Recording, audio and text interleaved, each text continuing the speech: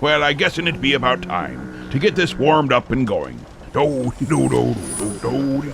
Oh, now, how be this get to working again? Press the button. Which no, button? No, not that one. Not this the one. left. That one. No, your other left. This other one. Oh, Which one are you talking about? I meant the right. No, What- but what not are you- that big red one. The- The this other way. red button. Not- Just not the big, happy, shiny one. You mean the one I just pushed? Yeah, for crying out Oh, loud. You don't know what you're doing. I For know the perfectly love well what of I'm doing. Not that button. Oh, for crying out loud. You just sit here on your patootie. You play Well, with your buttons. I go make coffee. You do that, but don't slam the door. Ahoy there. It'll be a very fascinating week we pass through. Since last we spoke, it has been ups and downs, round and rounds. Authorities after me, criminals trying to take back what I already stole from them. And you know what being a most of interesting thing is a story that explains how it is that I come to love me babushka, even though she driving me nuts. I love her very much. We had authorities pull right up to us in the port, say, you're gonna have to surrender, for humor, jocularity, and frivolity is being outlawed across the land. I sat there, being gobsmacked, and I said, I shall not be bamboozled, but I shall be flabbergasted. And that is exactly what I did. So our shenanigans kicked it up, and we lollygag no more. Instead of throwing up our hands like they be wanting, we threw up our arms and said, come get us, boys. And they did. Well, at least that's what they thought they were going to do. And then Babushka pulled out this whatchamacallit. The flames that shot out of it were amazing. Some people might call it a flamethrower. I call it the breath of the dragon. And she fired it off once, fired it off twice, and up went the sails and out went the rigging. And boy, did we take off like a bat hot. Well, you understand where it be. And that is why I love that woman. Where she ever pulled a flamethrower from, I haven't even got a clue. But I'll tell you what, she can canoodle the greatest amounts of poppycock you could ever be asking for. And for pretty gibbet, we were out of there like something through a goose. You understand? Off we went. The authorities will still be after us, for they do not want our frivolity. They do not want our hilarity, nor do they want our jocularity. But stick with us, me hearties, and ye shall be finding your way to a land of much laughter. And with that, let's kick it right off with It's Me, the Real World. Let's do it. Okay. It's a world of acne, a world of germs. It's your brand new dog coming down with worms. It's the notes being played by a cockroach parade. It's the real world after all. It's a world of ulcers, a world of cysts. It's the hole in the road that you never miss. It's them cheap underwear creeping up to your hair. It's the real world after all. It's the real world after all. It's the real world after all. It's the real world after all. It's the real world after all. It's a world of hunger, a world of sin. It's a million products to keep you thin. It's machinery exhaust causing air to be lost. It's a real world after all. It's a world of stark mediocrity. It's a world of mindless activity. It's the little white lie inside mom's apple pie. It's a real world after all. It's the real world after all. Cold hard steel world after all. Slimy eel world after all. Well, it's the real world after all.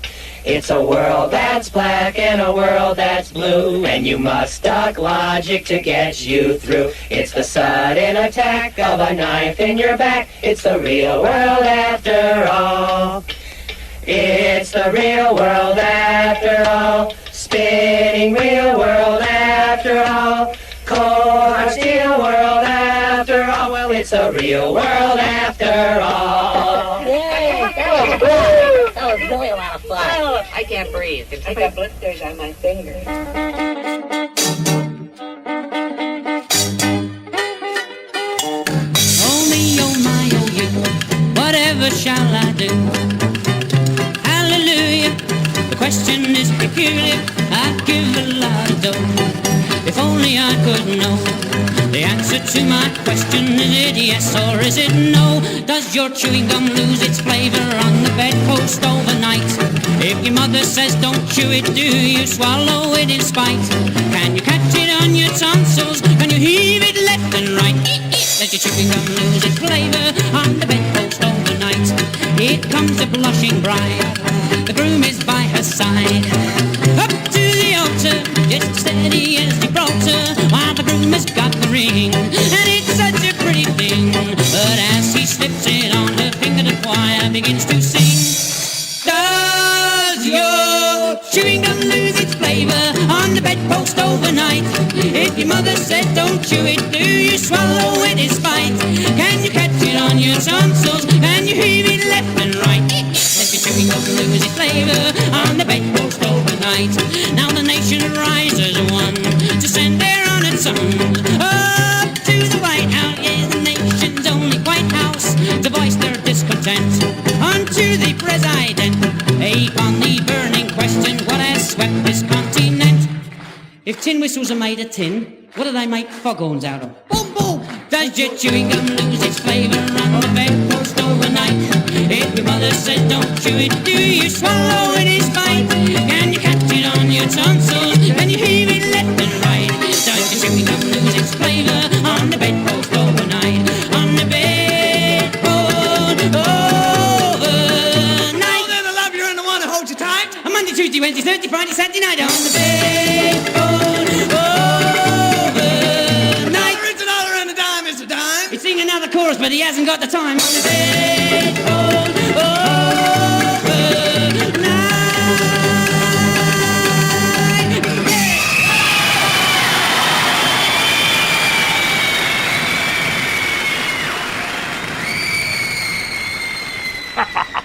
And there be Lonnie Donegan with Does Your Chewing Gum Lose Its Flavor on the bedpost overnight. Beautiful tongue. Beautiful tongue. I love it, love it, love it. I've thought about it many times myself. And you know what? There's only one way to find out, and that's to experiment. And not just with one kind of bubble gum. You got to try it more than one. Oh, before that was Duck Logic. It's the real world. Brings everything into perspective. Now, let's keep it rolling with a little bit of a nut. Or let's go nuts with Grady Nut, Reverend Grady Nut.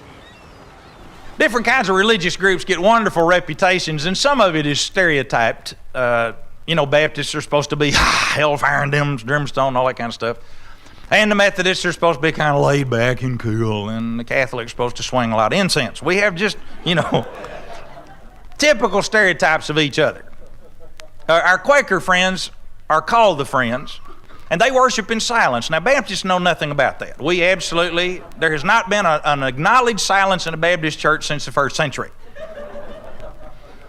The minute it gets quiet, somebody will leap back on the organ bench and start playing until somebody finds their bulletin. We just don't trust silence. Well, our Quaker friends worship in silence, and they have a very different kind of touch. And one of their characteristics that we know about is they're pacifists. They do not believe in violence, and they believe that the way you take the stinger out of war is not to retaliate. There was a wonderful Quaker family that had a grocery store in a little community, and two guys decided one night they're going to rob it. And so we got the brains of the group driving the getaway car, and he sends his helper, sort of a Woody Woodpecker variety, into the store to rob the safe. Now, the Quaker family lived in the back of the store. And so the guy that's driving the car says to his dumb accomplice, now all you got to do is go in, break open the safe, and just get the money and come out. And he says, but what if they find me? He said, you got nothing to worry about. These people are Quakers. They don't believe in violence. They're pacifists. They will not harm you. They'll try to talk you out of it, but they will not lay a hand on you. Sure, I'm certain. They're Quakers. Okay. So the guy goes in, breaks the lock, gets inside, he's back in the clank working on the safe. About 4 minutes later, he comes barreling out that front door, leaps in the car, get out of here! He said, where's the money? Go! Oh, and then they roared down the street, man, what are you doing? Get out of here! Where is the money? I didn't get the money. Why not? He said, I got the safe open, and I was raking money in a sack, and I looked up, and there was this fella with a goatee and a nightshirt and a shotgun. And he pointed it right at me. And he said, sir, I would not harm thee, but thou standest where I am about to shoot.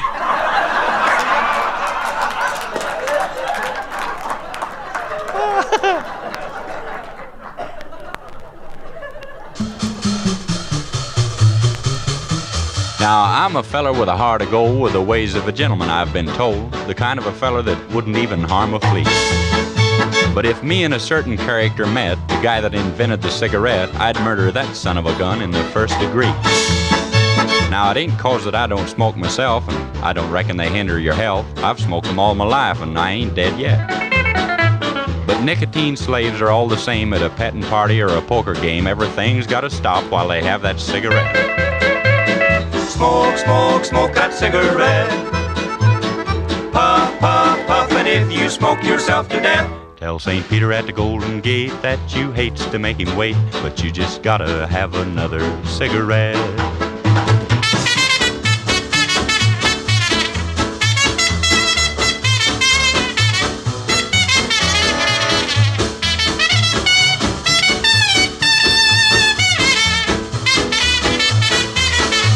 Now, in a game of chance the other night, old Dame Fortune was doing me right. The kings and the queens, they just kept on coming around. Then I got a full and I bet it high, but my bluff didn't work on a certain guy. He just kept on a-raising and a-laying the money down. Now, he'd raise me and I'd raise him. I sweated blood, I got to sink or swim. He finally called and then didn't raise the bet. I said, "Ace is full, pal, how about you?" And he said, "Well, I'll tell you in just a minute or two, but right now I just gotta have a cigarette." Smoke, smoke, smoke that cigarette. Puff, puff, puff, and if you smoke yourself to death. Tell St. Peter at the Golden Gate that you hates to make him wait, but you just gotta have another cigarette.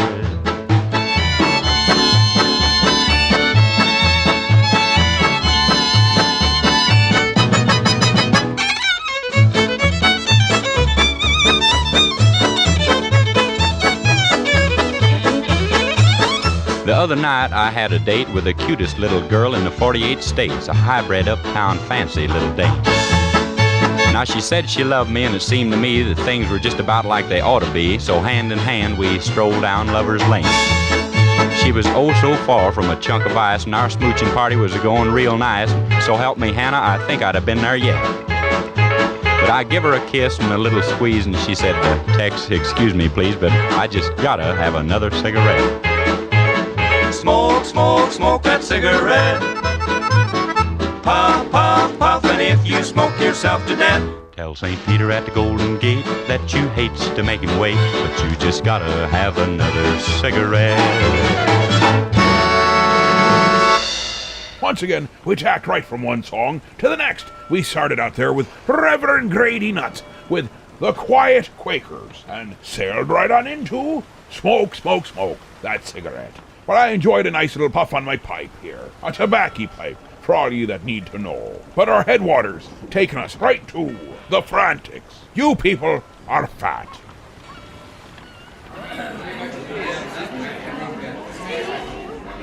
Hello, everyone. Welcome back to Weight Watchers. Have we all been good this week? Well, you know. Yeah, we have someone graduating tonight. I'm sure he will be an inspiration to us all. Tell us how much you lost, Clint. 80 pounds. Oh! Thank you. 80 pounds. That's wonderful. And you're keeping it off with the diet? Well, mainly with the substitutions. The substitutions? Yeah, you know, 1 milk portion equals 1 scotch. 1 bread portion equals 1 scotch. But Clint, what about your balance, your fruits and your vegetables? Bloody Mary and a stick of celery. Well, the point is you've done it, Clint. Yeah. And could you tell us your secret? My secret? You people here were my secret. Anytime I felt like giving up, I thought of you people here. Oh, isn't that wonderful? You gave me the impetus because, quite frankly, you people are fat. You people are disgustingly fat. You roly-poly porkers really make me puke. Now, Clint, you can't say that. Oh, yeah, keep on talking so I can see where your mouth is. You used to be fat, too. Yeah, so I couldn't say anything, but now I'm thin, I can tell you gluttons off. There's so much sweat in this room, I have salt stains on my hush puppies. We are trying to change, Clint. Oh, please don't say the word change. The thought of you hippos sliding in and out of your polyester tarpaulins. is enough to make my oatmeal hit the wall. The important thing is that people care enough to come to these meetings. The only reason people come to these meetings is this place has double doors. I don't think that's funny. Well, I don't care what you think, little Lotta. Anyone with no discernible neck is not allowed to have an opinion. You're no better than us. No, but I'm thinner. The hairs on your head are an inch apart. To find your knees, you have to check for the indent. And look at your feet. Okay, trick question. But take it from me, your ankles are drooping over the sides of your shoes. And you, the Mama Cass impersonator. I'm very proud of the weight I've lost. I'm now down to a size 13. A size 13 what? Battleship? And stop pointing those bow guns at me. That's not much of an attitude, Clint. Yeah, but that's how I did it. Anytime I felt like chowing down, I thought of you butterballs, how your backs spill over your chairs. It was inspirational, and I really, really want to thank you all. Oh, well, you're welcome. Don't talk to me. I don't talk to fat people anymore. I mean, my God, some of you have dimples on your noses. No, I'm through with this. Now I'm joining AA. Sounds like you're aiming to be perfect. Well, if I ever do become perfect, am I ever going to tell God what I think of him? Now, if I may digress momentarily from the mainstream of this evening's symposium, I'd like to sing a song which is completely pointless, but is something which I picked up during my career as a scientist. This may prove useful to some of you someday, perhaps in a somewhat bizarre set of circumstances. It's simply the names of the chemical elements set to a possibly recognizable tune.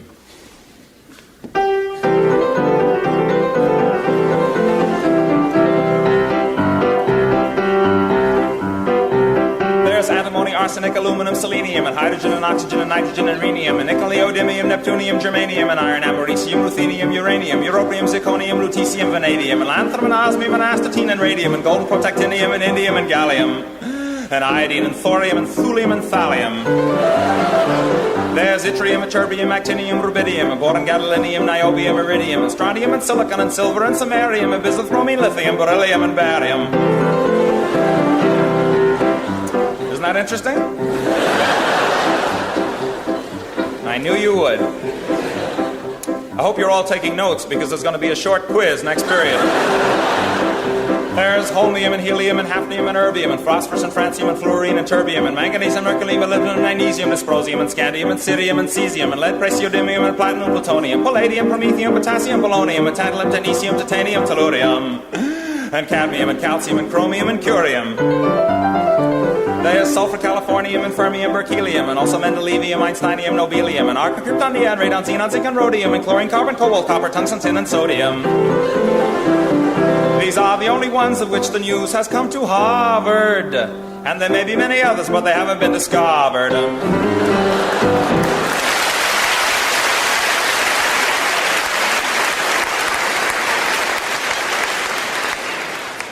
And now, may I have the next slide, please?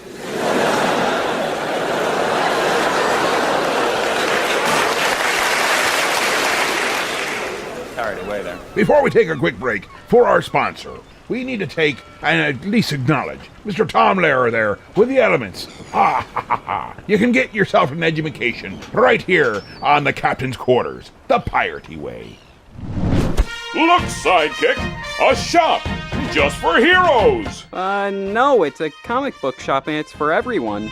Not possible. See, it's even right in the name, Heroes. So that means you'll need to stay out here whilst I go shopping. It's Heroes, your mom threw out comic shop, and it's for everyone, including sidekicks. Hey guys, the little guy is right. It's all about the love of comics, and not whether you can fly or not. But, by the way, I do love the cape. Gee, thanks. So Heroes Comic Shop is located at 130 West 14th Street in Elmira Heights, New York. We're open Wednesday through Saturday. You can check us out at momthroughout.com. Oh, look! They have Archie comics! Heroes Comics, for every kind of hero. back once again, right here on the captain's quarters. I thought y'all might have missed me. But you're gonna have to take better aim next time. I love me old jokes. Now, let's get right back to the music with Tom Waits. The piano has been drinking.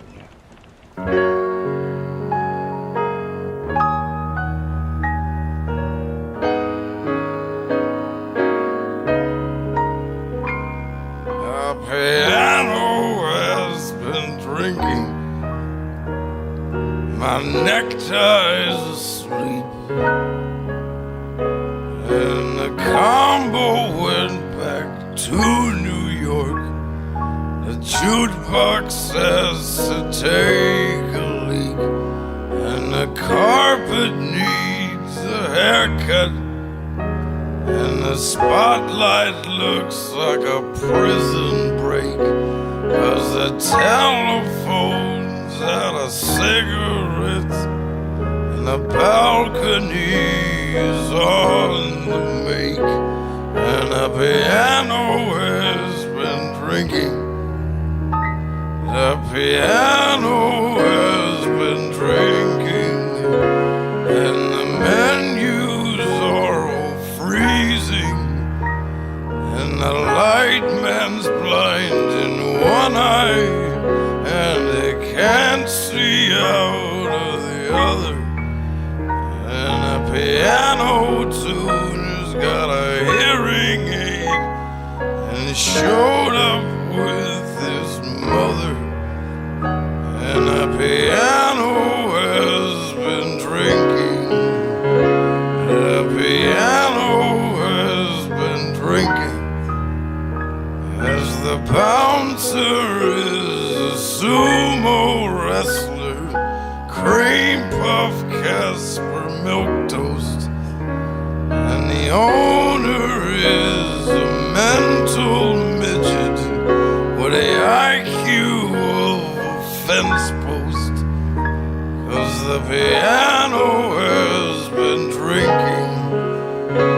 The piano has been drinking. And you can't find your waitress with a Geiger counter. And she hates you and your friends, and you just can't get served without her. And the box office is drooling. And the bar stools are on fire. And the newspapers were fooling. And the ashtrays have retired. 'Cause the piano has been drinking. The piano has been drinking. The piano has been drinking. Not me. Not me. Not me. Not me. Not me. Spontaneous human combustion. There goes another one. A raging fire, a funeral pyre, an unexpected cremation.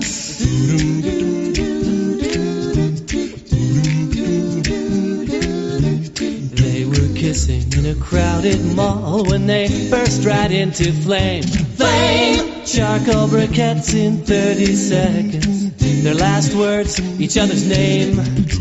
Did they have a deep-seated problem? Was it their farewell? Did they cause themselves to ignite, leaving that awful smell? Spontaneous human combustion. There goes another one. A raging fire, a funeral pyre, an unexpected cremation.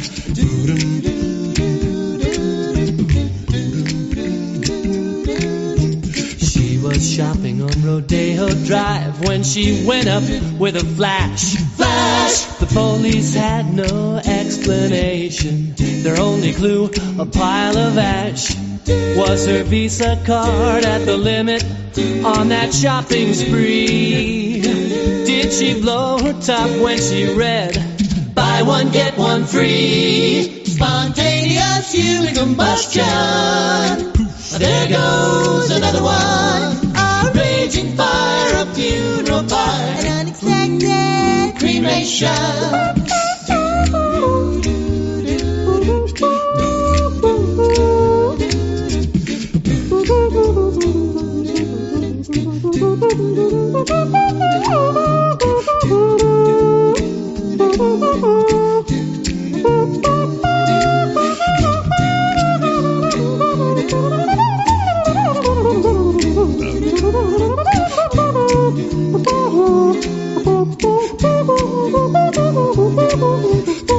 Is it passion? Is it heartburn? Is it the wrath of God? God! Maybe it's friction in your bloodstream. Starts a fire in your bod. Is it caused by stress or frustration, or by what you eat? Never snack on cabbage and wasabi. You get smoking feet. Spontaneous human combustion. There goes another one. A raging fire, a funeral pyre, an unexpected cremation. An unexpected cremation. An unexpected cremation.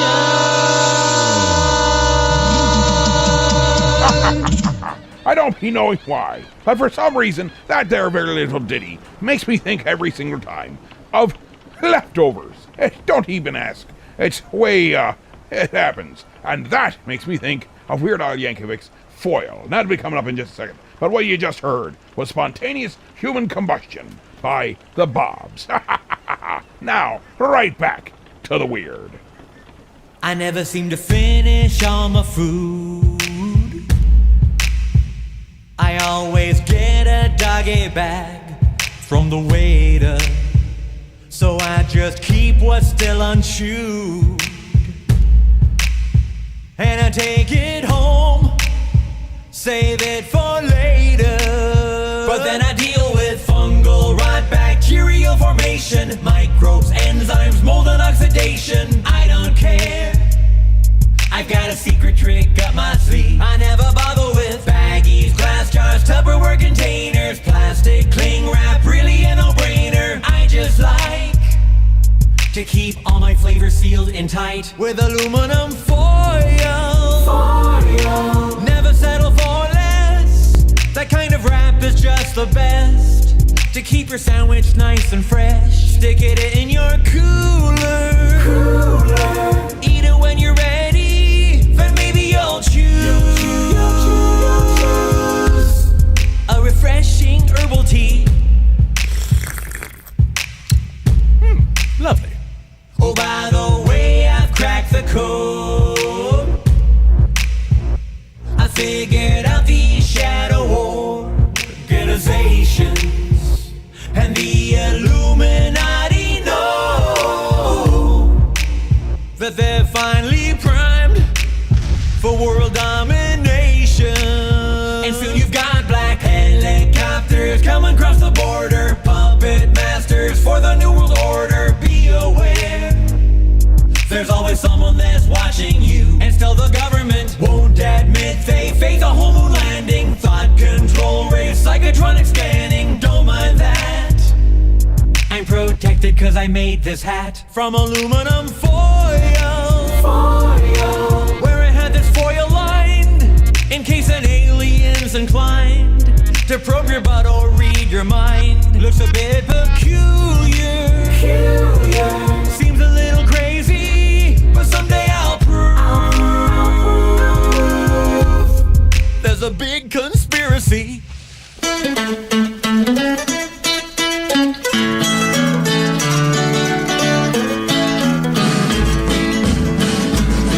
In 19 1959 we took a little hike with our scout and master down to Lake Oniganite.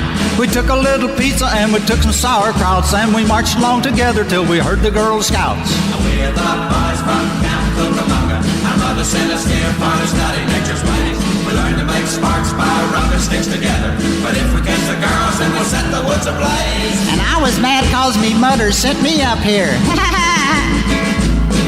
Well, we crept up to the water and we see the girls a-swimming. There must have been 100 of them, pretty young women.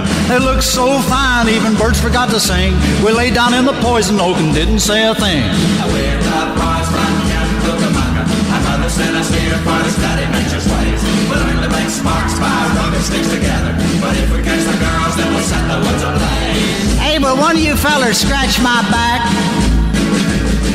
Well, our counselors said we could take them by surprise if we didn't say a word till we looked them in the eyes. We kept real still and we had our eyes glued. We saw how they were dressed, they were swimming in the well now. We're the boys from Camp Cucamonga. Our mother sent us here for to study nature's ways. We learned to make sparks by rubbing sticks together. But if we catch the girls, we'll set the woods ablaze. Well, they ran through the briars and they ran through the brambles and they ran through the bushes where a rabbit couldn't go. They ran so fast even we couldn't catch them. From Lake Oniganite all the way to Buffalo. Hey, fellers, wait for me.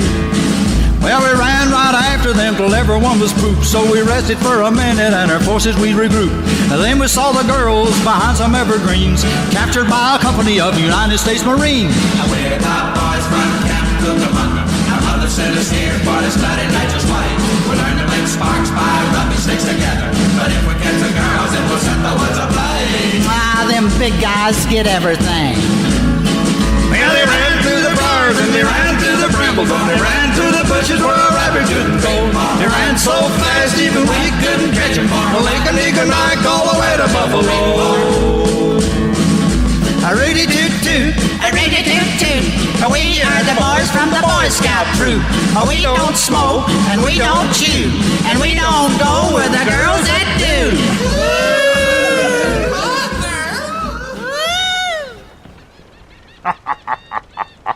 Some things never change. How's Homer and Jethro with Battle of Cucamonga? Let's get some information about the world from Lewis Black himself. In the last year, I thought, up until New Orleans, which was really like just I thought I'd seen everything. I had to leave the country because I couldn't take it anymore. It was making me insane. My own country. I couldn't watch TV anymore because I wasn't getting any information. And I don't know where people get information. Where? Where do you get it? Do you watch CNN or MSNBC or Fox or CNBC? How do you get information? When people say that they watch Fox and say they get information from Fox, they're foolish. Nobody's getting information from anything. And no, I'm serious. Whether you agree with Fox or not, it's like all the other channels. They're meaningless. Why? Because there's that thing. They have writing on the bottom. They have writing on the bottom. They have writing on the bottom of the screen. They have writing on the bottom of the screen. Now, I have not been able to develop anything unless I'm going to actually have to get a harness so that my head does not move down. Because I am never. What am I missing?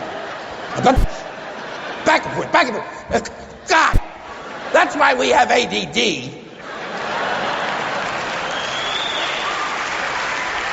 The only contribution I've made in my life to help the public in any way, I was on CNN in Atlanta at 1 o'clock in the afternoon because apparently everybody else was asleep. And they asked me what I thought of CNN, and I said, I like CNN until you started that writing on the bottom. I said, I don't know why it's there. Why do you put writing on a television set? We watch TV because we don't want to read. We want somebody to read it to us so we can close our eyes and touch our...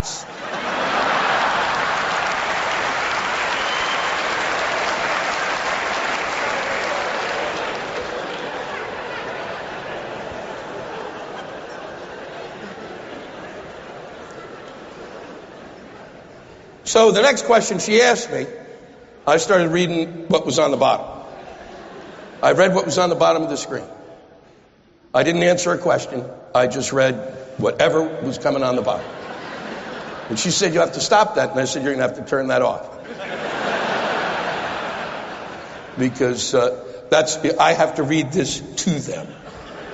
And then I told her they had the little smiley sun there. Get rid of it. Just get rid of it. There's a Weather Channel. Nobody cares. All right? And on the right side, they actually have what the stock market is doing, which basically is telling most Americans somebody's getting rich, and it's not you. I said, get rid of it. And then they actually now they have underneath the people who are talking a little thing. Eventually they're going to have something that goes up here and you're just going to see the tops of their heads. And then they'll have puppets and the puppets will talk.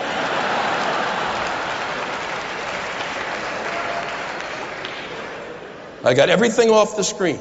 Everything. And when they came back, at the bottom, it actually said the scroll will continue after Mr. Black's interview.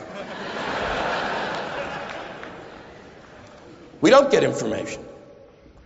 I'll tell you the only place you get real information, because even whatever you hear, any information we get now is just spun.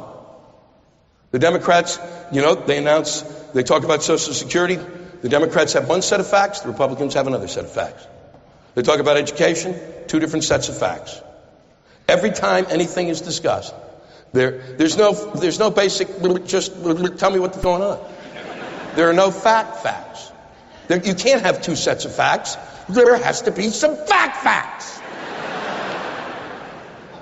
The only place that you get real information in this country, that you can absolutely count on and be able to work from and be able to deal with your daily life in any way where you can rely, is if you go to an elementary school and you walk in and it says Tuesday, lunch, meatloaf and peas. And you walk in on Tuesday and God, there will be meatloaf and peas.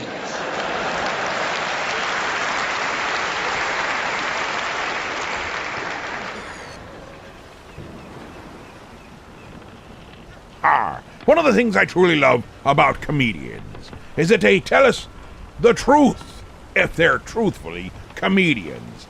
There's no lying, just observational fact-finding. And sometimes it's not very pleasant for the people they fact-find about. Now let's take a moment for a couple of vintage commercial breaks. We'll be right back. And then we'll have even more stuff. But don't forget, you can still make your phone call requests for 323-HEAVE-HO, 323-HEAVE-HO for the final 40, which will be coming up in the second hour of the Captain's Quarters. See these two portable radios? Well, watch this. Let her go, Betsy. Sorry, friend, you old-style portables have to go. But look at our new RCA Victor portable radio.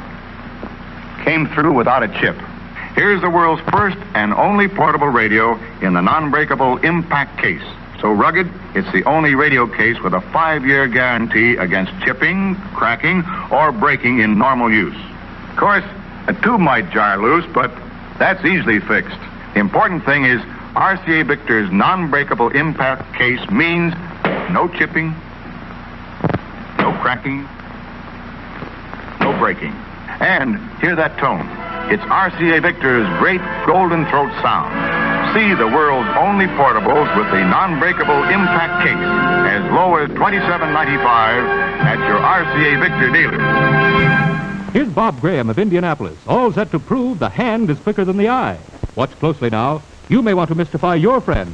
After the string is threaded through the straw, he bends the straw and straightens the string. Next, he clips off the peak of the straw and throws it away. Now, he puts the straws together and pulls the string through. Presto! It's still in one piece. Believe it or not. Say, that's slick.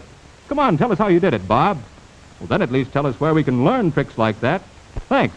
Come on, folks, let's look. Well, it's the famous Bike Party and Magic Stunts book.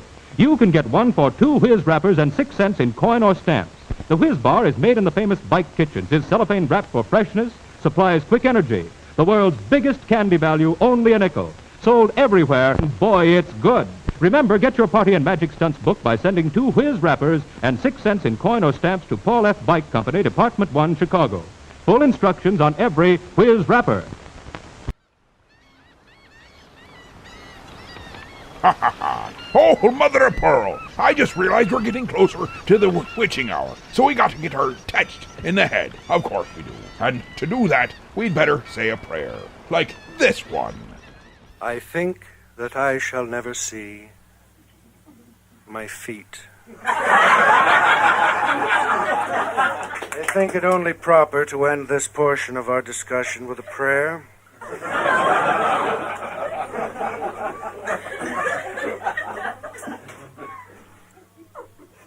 Lord, my soul is ripped with riot, incited by my wicked diet. We are what we eat, said a wise old man. And Lord, if that's true, I'm a garbage can. I want to rise on Judgment Day, that's plain. But at my present weight, I'll need a crane. So grant me strength that I may not fall into the clutches of cholesterol. May my flesh with carrot curls be sated, that my soul may be polyunsaturated. And show me the light that I may bear witness to the President's Council on Physical Fitness. At oleomargarine I'll never mutter, for the road to hell is spread with butter. And cream is cursed, and cake is awful, and Satan is hiding in every waffle. Mephistopheles lurks in provolone, the devil is in each slice of bologna, Beelzebub is a chocolate drop, and Lucifer is a lollipop. Give me this day my daily slice, but cut it thin and toast it twice. I beg upon my dimpled knees, deliver me from jujubes. And when my days of trial are done, and my war with malted milks is won, let me stand with the saints in heaven in a shining robe, size 37. I can do it, Lord, if you'll show to me the virtues of lettuce and celery. If you'll teach me the evil of mayonnaise, the sinfulness of hollandaise, and pasta alla milanese, and potatoes alla leonese, and crisp fried chicken from the south. Lord, if you love me, shut my mouth.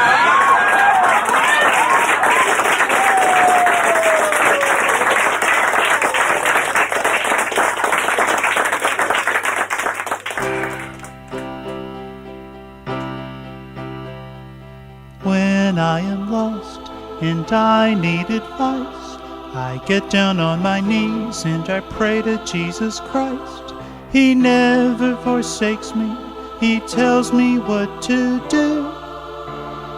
It's always worked for me, maybe it will work for you. 2, 3, 4, God told me to rob the 7-Eleven. He told me not to wait for my reward in heaven. He said, come on now, get off your rump. Rob the store, son, don't be a chump. God told me to rob the 7-Eleven. I was in desperate need of a summer vacation, when God told me to knock off the Texaco station. So I tied up the attendant and I covered his mouth, emptied the cash box and headed south. God told me to rob the Texaco station. Oh, I have been on a happy jaunt. God gives me everything I want. When I see something that I can't afford, I get on my knees and I ask the Lord. All my life I've worked and scraped and suffered, but with all my newfound wealth my pain is buffered. So don't get mad at me, whatever you do, it's not my fault, God told me to. God told me to rob the 7-Eleven. Oh, God told me to rob the 7-Eleven. He told me not to wait for my reward in heaven. He said, come on, Dick, get off your rump. Rob the store, son, don't be a chump. God told me to rob the 7-Eleven. God told me to rob the 7-Eleven. God told me to rob the 7-Eleven. God told me to rob the 7-Eleven. We started out that little set there with Victor Biono's Fat Man's Prayer, and then we rolled it right into God told me to rob the 7-Eleven by Dick Price. I don't know about you, but I haven't heard God tell me to rob a 7-Eleven. I think it's just, they had a fancy term for it, where you take and you blame someone else for your problems. I don't know. I'm not that kind of person. What, you mean what kind of person is that? One of those head doctors. They shrink in my brain or something like that. But speaking of things shrinking, I would have been a bit concerned. Have you heard anything from Babushka? Because I sure haven't. I mean, other than the occasional fire alarm going off. But I figure that's just her way of telling when she's done cooking, which is concerning enough. She shouldn't be allowed in a kitchen, but she still keeps going there. Oh, for the love of Pete. If only we could keep her away from the singing and the cooking, well, most everything else you could possibly think of. She's not very good at most things, but what she is good at, well, it's dangerous to all peoples. Now, back to the music, right here on the Captain's Quarters.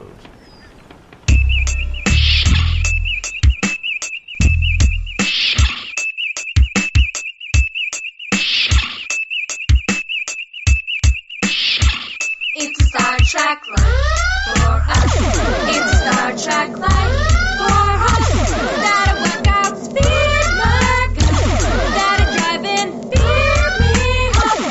It's a Star Trek life. Standing on the line of waiting, the new movie, and I've been here for a couple of days. I'm driving a car that looks like a Klingon bird of prey. I know the exchange rate to convert dollars to latinum. You know my type, the perfect compliment for when we dine is blood wine. People think I'm out of my Vulcan mind.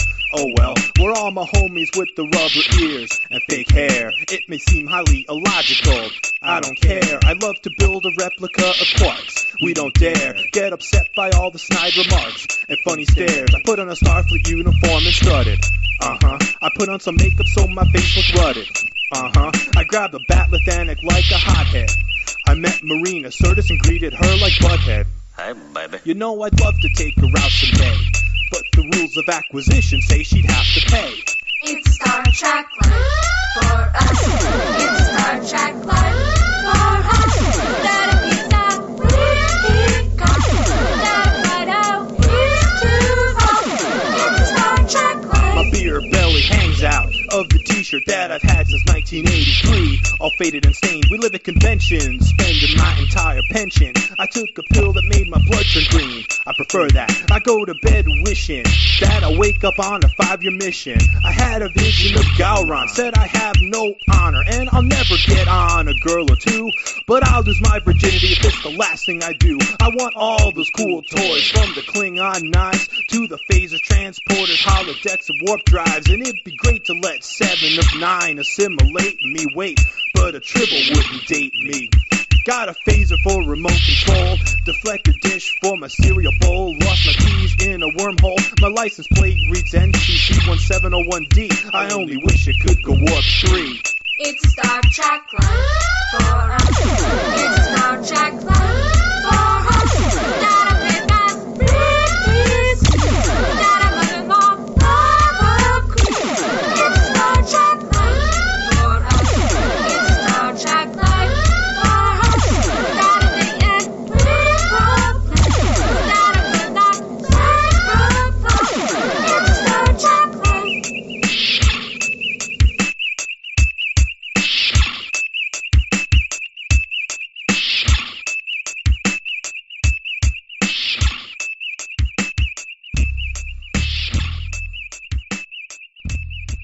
Well, first there was Star Wars, then The Empire Strikes Back, then Return of the Jedi, and well, then I lost track of the special editions when Star Wars came back.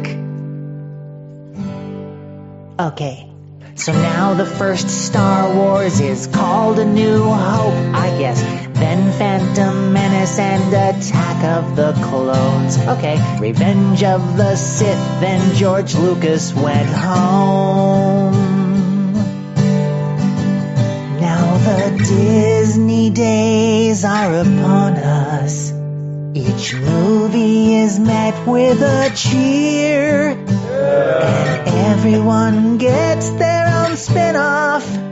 I can't wait for the next one next year. I can't wait for the next one next year.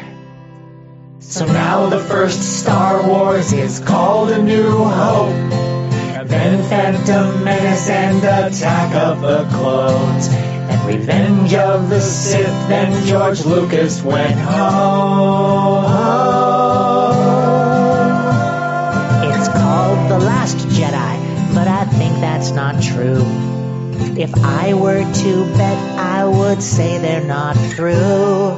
They make so much money when they sell Mountain Dew and popcorn to me and to you, and popcorn to me and to you. And IMAX costs extra, it's true. Can I get some butter on that?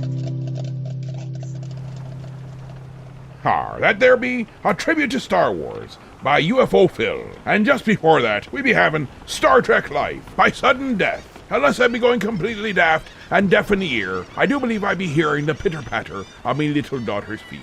Daddy, Captain! Yes, Molly. Do we have any fire extinguishers? Yes, my dear. But why? Because Mommy Babushka needs one.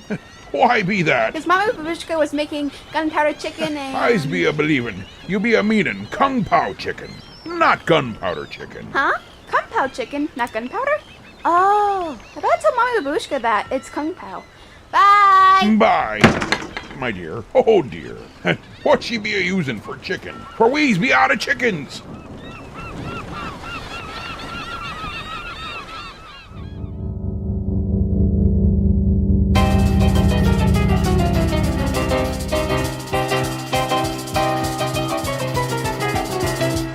Don't touch that dial.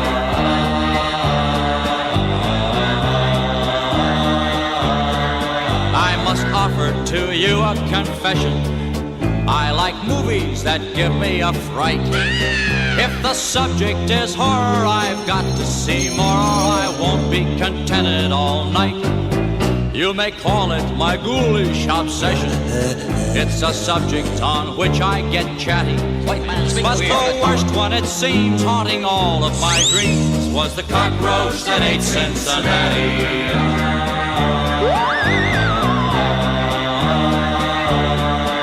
Seen ghouls and hobgoblins and witches, and some moth-eaten werewolves with fangs. There were creatures that chattered and others that clattered, and Japanese monsters with bangs. Frankenstein gives me the shakes, and Count Dracula's driving me batty. But they're not on a par with the worst one by far, the cockroach that ate Cincinnati.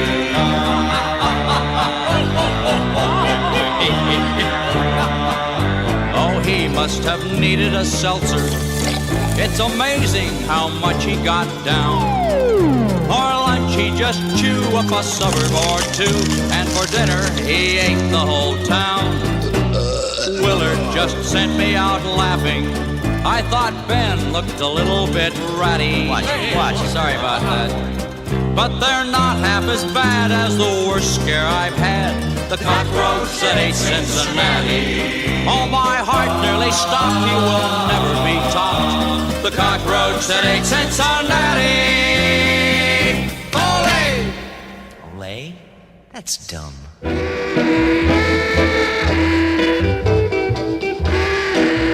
Welcome to Russian Bandstand. This is your host, Nikita Klarchev. In Russia, almost everybody watches Russian Bandstand. Now everybody watches Russian Bandstand. Next is #1 song in Russia. But we don't like that song. You got to like that song. It's #1 song. But we don't like... Who else doesn't like that song? I don't like any other song. Too late, comrade. Now, anybody else don't like? We like that song. All right, now a word from our sponsor. You better listen. Light up Stroganoff. New short-length cigarette. Each cigarette, 2 puffs. That's all you got time for. Work 22 hours a day, salt mine. Is only cigarette with microphone filter. So be careful, comrades. Secret police are listening. It's only cigarette I smoke. Right, Comrade Mamarelachev? Right, it's only cigarette you can buy. Next on the Russian bandstand is country's #1 singing star, Nikita Presleychev. What are you going to sing, Nikita? No, that's the wrong song. Tomorrow we have new #1 singing star. Tomorrow we have new #1 song. Hey, comrade, we are secret police. Tomorrow we have new host on the Russian bandstand. And there was being a good comrade by listening to Dickie Goodman's Russian bandstand. But before that, we had Rose in the arrangements with a cockroach that ate Cincinnati. Right here on the captain's quarters. This is the song that some of the boys sang as they went bravely off to World War III. So long, Mom, I'm off to drop the bomb, so don't wait up for me. But while you swelter down there in your shelter, you can see me on your TV. While we're attacking frontally, watch Brinkley and Huntley describing contrapuntally the cities we have lost. No need for you to miss a minute of the agonizing Holocaust. Yeah! Little Johnny Jones, he was a U.S. pilot, and no shrinking violet was he. He was mighty proud when World War III was declared. He wasn't scared, no siree. And this is what he said on his way to Armageddon. So long, Mom, I'm off to drop the bomb, so don't wait up for me. But though I may roam, I'll come back to my home, although it may be a pile of debris. Remember, Mommy, I'm off to get a commie, so send me a salami and try to smile somehow. I'll look for you when the war is over, an hour and a half from now.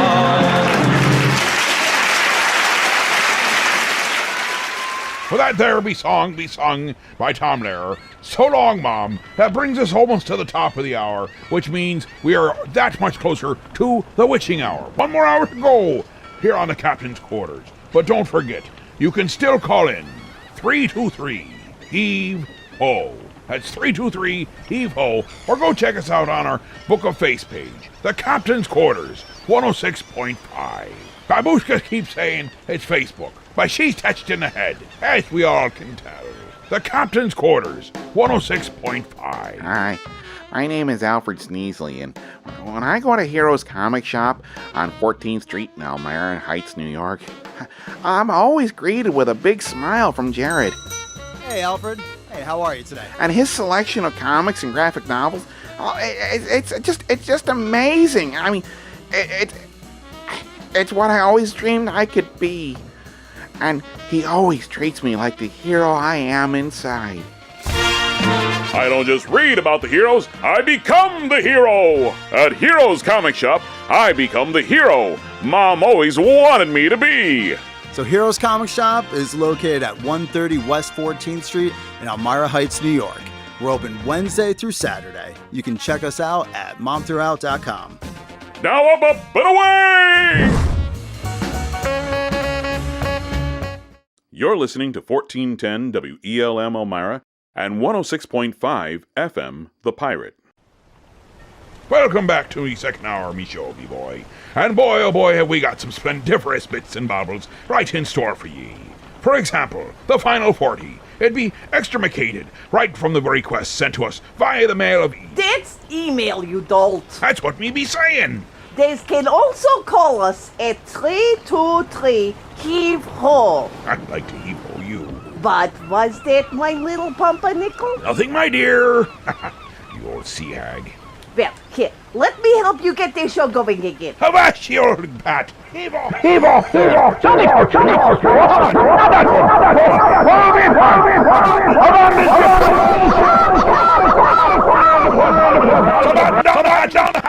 We're all doomed. Oh, that's better. See? I made it so better. I'm going to see about that dinner and work on mine suntan. Me's not even hungry, and it's be night time out here, crazy old bat. And don't slam the door. Well, in our first hour, we had a cockroach that ate Cincinnati. Be it far from me to say that we should eat a few more cities. Let's talk about eggplants, like the eggplant that ate Chicago.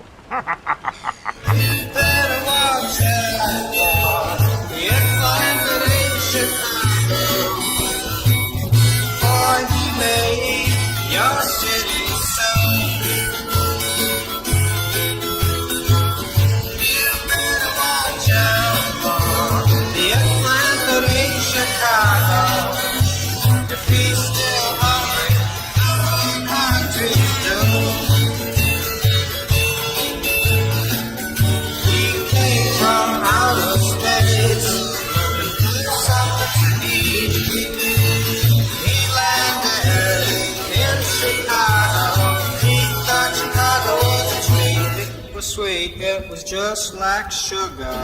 You better watch out for the eggplant that ain't Chicago, or you may eat your city soon.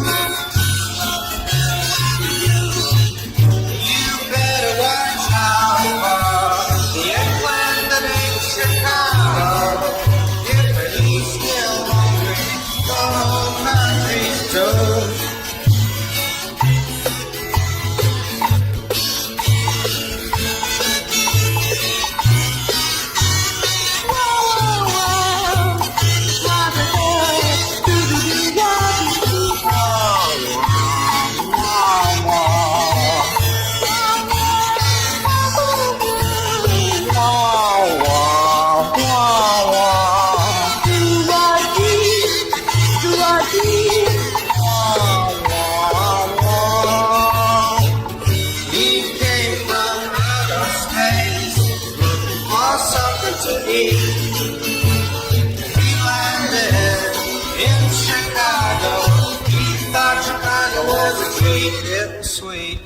Just like sugar. You better watch out for the eggplant that ain't Chicago, for he may eat your city soon. You better watch out for the eggplant that ain't Chicago. If he's still hungry, the whole country's doomed. It's in trouble. If he's still hungry, the whole country's doomed.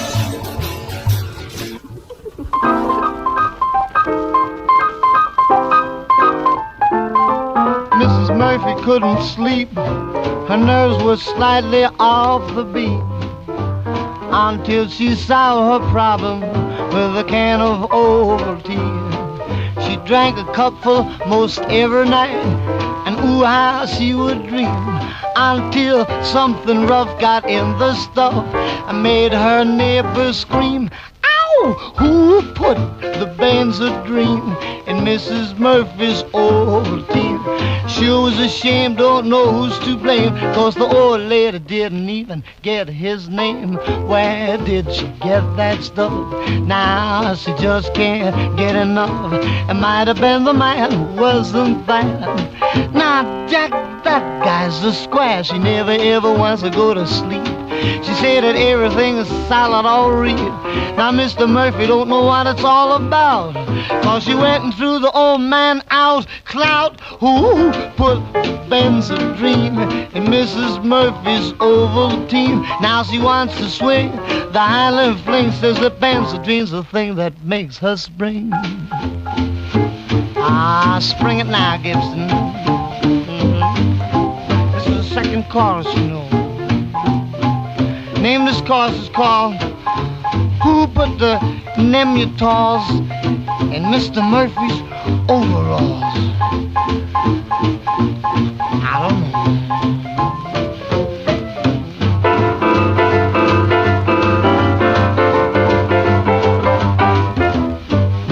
She bought a can of Ovaltine most every week or so, and she always kept an extra can on hand. just in case that she'd run low.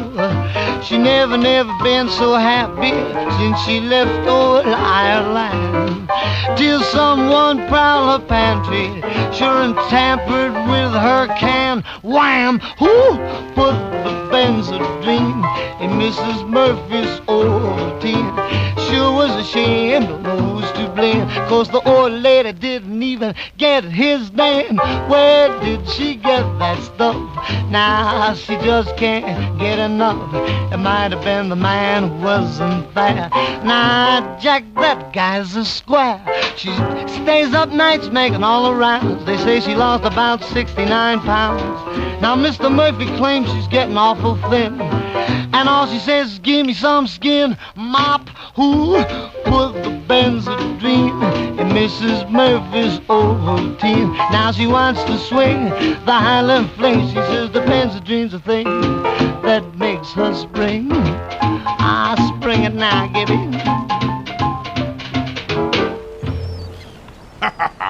That's right. That was Dr. West's medicine. Oh, I can't read me own writing. Dr. West's medicine show and junk band with the eggplant that ate Chicago. Then we rolled right on into Harry Hipster Gibson with Who Put the Benzodrine in Mrs. Murphy's Ovaltine. I know a few people that should be like that. Now, let's head on out to the forest, where we can find out what... If yous expect me to be cooking you your dinner, then yous better start buying me bigger fire extinguishers. All right, then. Huh. I didn't want to be a barber anyway. I wanted to be a lumberjack. Leaping from tree to tree as they float down the mighty rivers of British Columbia. The giant redwood, the larch, the fir, the mighty Scots pine, the smell of fresh-cut timber, the crash of mighty trees. With my best girlie by my side, we'd sing, sing, sing. I'm a lumberjack and I'm okay. I sleep all night, I work all day. He's a lumberjack and he's okay. He sleeps all night and he works all day. I cut down trees, I eat my lunch, I go to the lavatory. On Wednesdays I go shopping and have buttered scones for tea. He cuts down trees, he eats his lunch, he goes to the lavatory. On Wednesdays he goes shopping and has buttered scones for tea. He's a lumberjack and he's okay. He sleeps all night and he works all day. I cut down trees, I skip and jump, I like to press wildflowers. I put on women's clothing and hang around in bars. He cuts down trees, he skips and jumps, he likes to press wildflowers. He puts on women's clothing and hangs around in bars. He's a lumberjack and he's okay. He sleeps all night and he works all day. I cut down trees, I wear high heels, suspenders and a bra. I wish I'd been a girlie, just like my dear mama. I cut down trees, wear high heels, suspenders and a bra. I wish I'd been a girlie, just like my dear mama.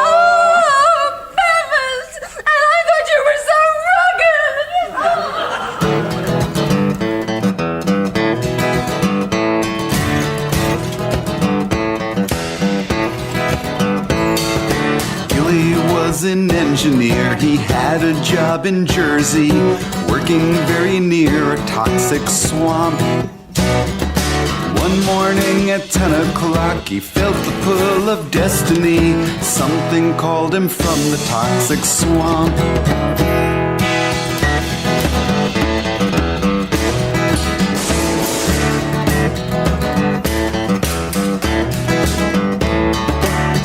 He left his cubicle and walked out of the building. Told his boss that he would be right back. Walked across the parking lot, the methane smelled real good to him as he headed for the misty, toxic swamp. He saw the glow of the green and orange water, and the rays of light bounced around him like super balls. You should have seen the smiles on all the giant reptiles as they lit up cigars and made a toast.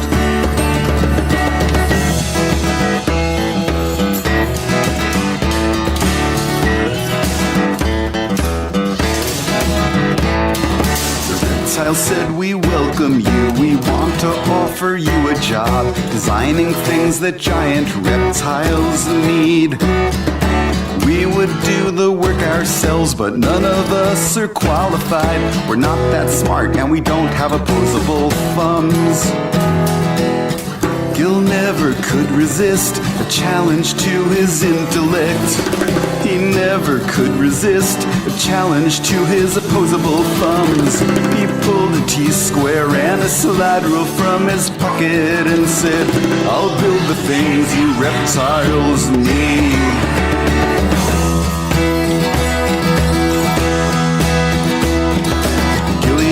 Was an engineer, but now he's a consultant everywhere that giant reptiles live. Building super freeways, connecting swamps around the globe. He's finding job fulfillment in the swamp. He's building drive-in theaters in the swamp. He's feeling very human in the swamp. Yeah.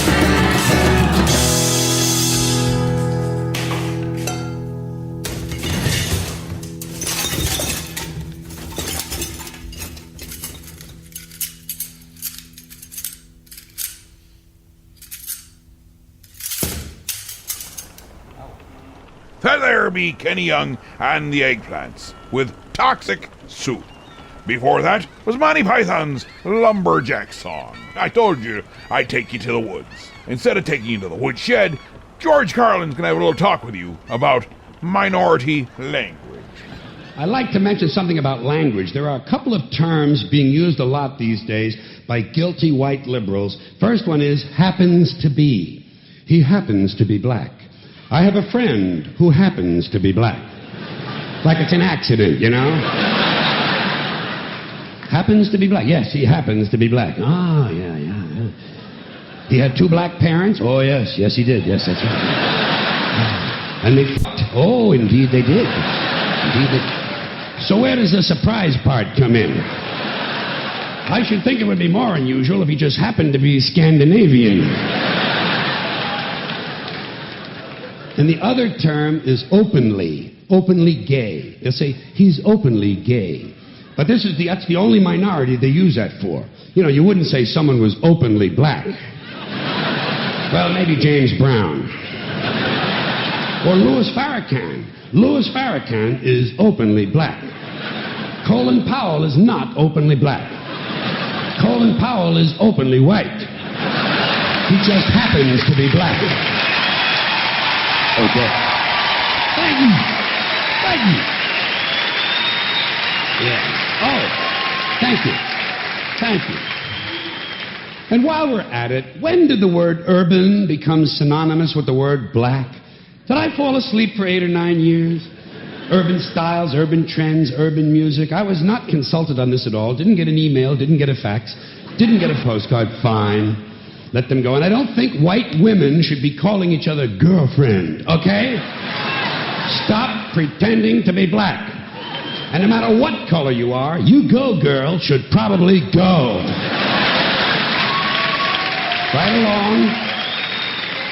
Right along with you the man. Hey, you the man. Oh, yeah? Well, you the honky.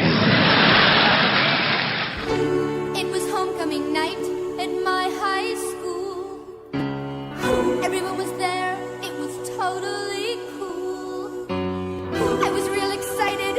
I almost wet my jeans. As my best friend Debbie was homecoming queen. She looked so pretty in pink chiffon, riding the float with her tiara on.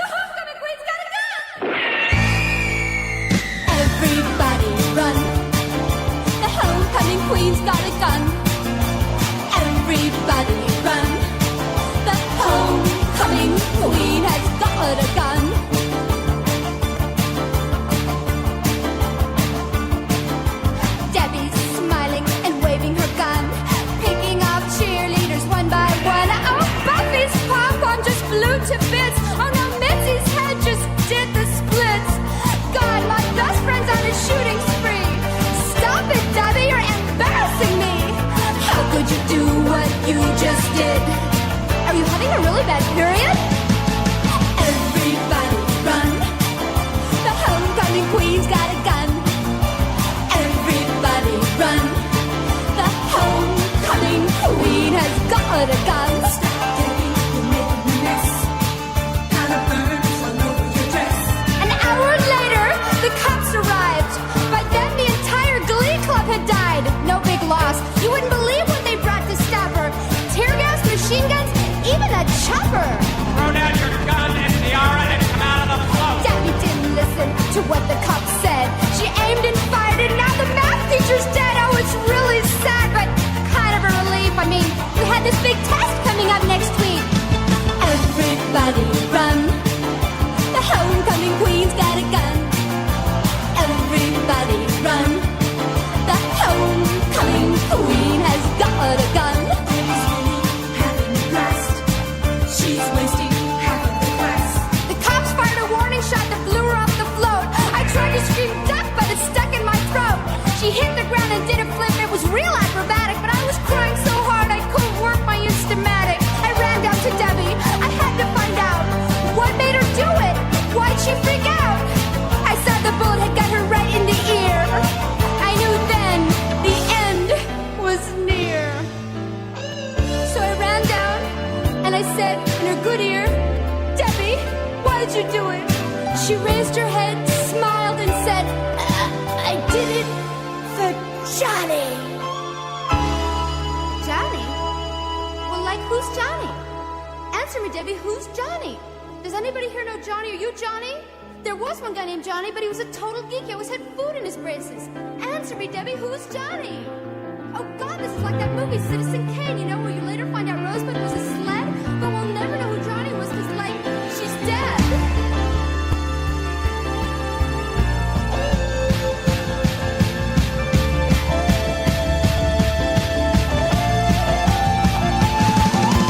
Everybody run. The homecoming queen's got a gun. Everybody run. The homecoming queen has got a. Everybody run. Everybody run. The homecoming queen has got a.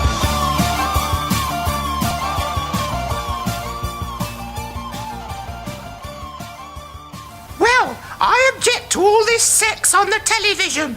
I mean, I keep falling off. Now there's one you don't hear much anymore. That was Julie Brown's Homecoming Queen's Got a Gun, and a quick jab from Monty Python about sex on TV. Old-time classic for when many of us be young. Remember, you can call in and leave a request because the Final 40 is coming up in just a few moments right after these vintage commercials. Make that request by calling 323-HEAVE-HO. It's spelled just like it sounds, heave-ho. Or you can also get a hold of us through the captain's quarters right on the Book of Face. Not that Facebook thing. Book of Face, that's the way it's properly pronounced. There's no other box of facial tissues like this. Scotty's new Magic Oval box. Only Scotty's give you tissues that float up gently, one at a time, and come out in neat handfuls, too, because there's a Magic Oval inside every new Scotty's box. Only Scotty's Magic Oval can give you tissues that float up, smooth and easy. No tugging, no tearing, no extra tissues tagging along.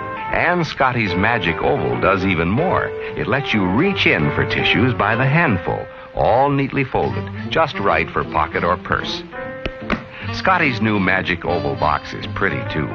And inside, soft, strong, sneeze-proof Scotty's. Remember, for tissues that float up smoothly and come out in neatly folded handfuls, look for Scotty's pretty new Magic Oval box, the only one of its kind. Everybody needs energy-packed Sunbeam bread.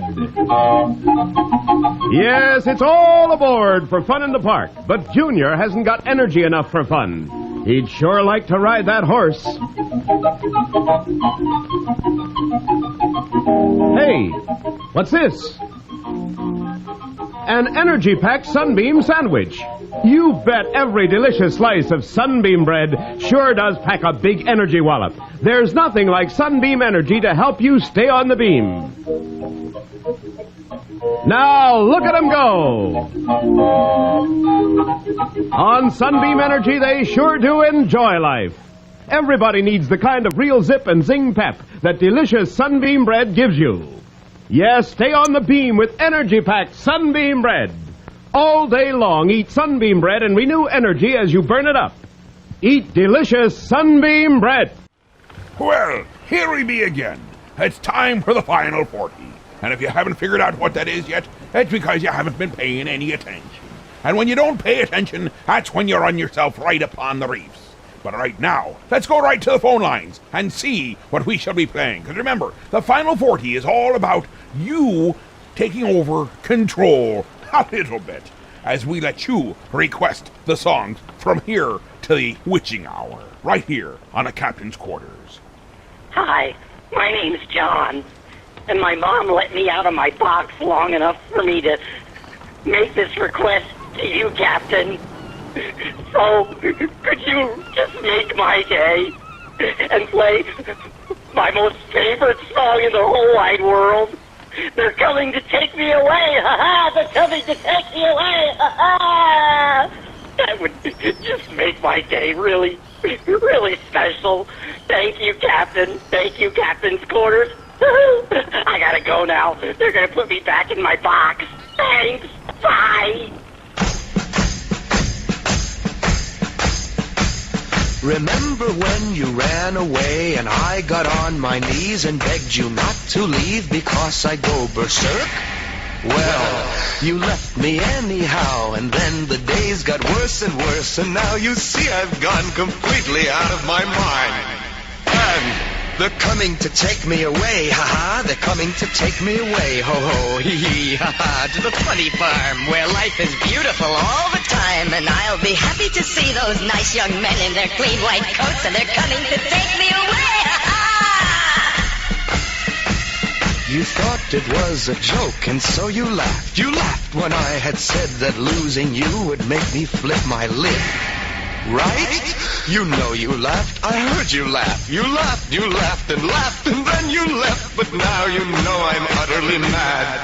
And they're coming to take me away, ha-ha. They're coming to take me away, ho-ho, hee-hee, ha-ha. To the happy home with trees and flowers and chirping birds and basket weavers who sit and smile and twiddle their thumbs and toes, and they're coming to take me away, ha-ha.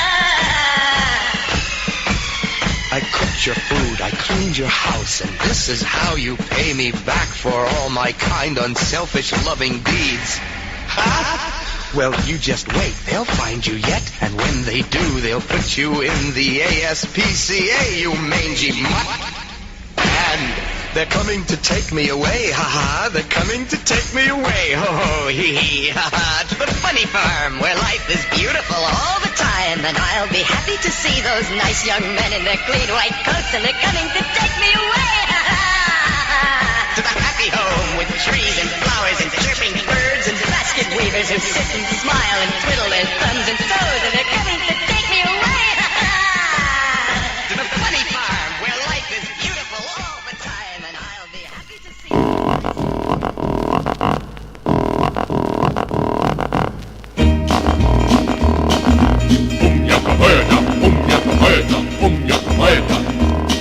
In the bad backlands of Australia, many years ago, the Aborigine tribes were meeting, having a big powwow. We got a lot of trouble, Chief, on account of your son, Mac. My boy Mac? Why? What's wrong with him? My boomerang won't come back. Your boomerang won't come back? My boomerang won't come back. My boomerang won't come back. I've waved the thing all over the place, practiced till I was black in the face. I'm a big disgrace, the Aborigine race. My boomerang won't come back.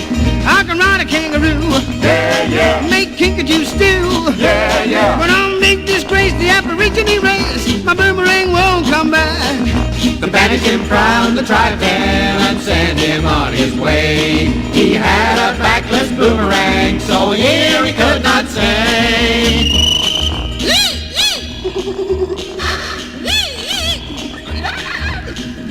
This is nice, isn't it? Getting banished at my time of life. What a way to spend an evening. Sitting on a rock in the middle of the desert with me boomerang in my hand. I should very likely get bushwhacked. Get out of it, nasty bushwhacking animal. Think I'll make a nice cup of tea.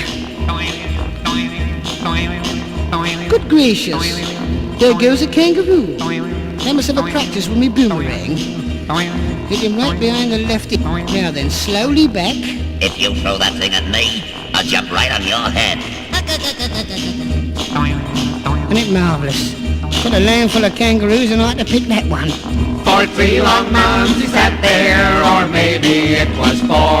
Then an old man in a kangaroo skin came a-knocking at his door. I'm the local witch doctor, son. They call me George Elfie Black.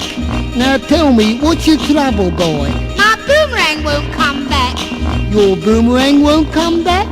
My boomerang won't come back. My boomerang won't come back. I'll wave the thing all over the place. Practice till I was black in the face. I'm a big disgrace, the Aborigine race. My boomerang won't come back. Don't worry, boy, I know the trick, and to you I'm gonna show it. If you want your boomerang to come back, well, first you've got to throw it. Oh yes, never thought of that. Daddy will be pleased.